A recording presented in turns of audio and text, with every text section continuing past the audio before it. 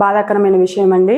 పహల్గాంలో టూరిస్టులు ప్రకృతి అందాలను, కాశ్మీర్ ప్రకృతి అందాలను చూడడానికి వెళ్తే ఉగ్రవాదులు దాడి చేయడము, మొత్తము జెంట్స్ని చంపేసిరండి కాల్చి, లేడీస్ని అయితే ఇట్లా ఉంచిర్రు.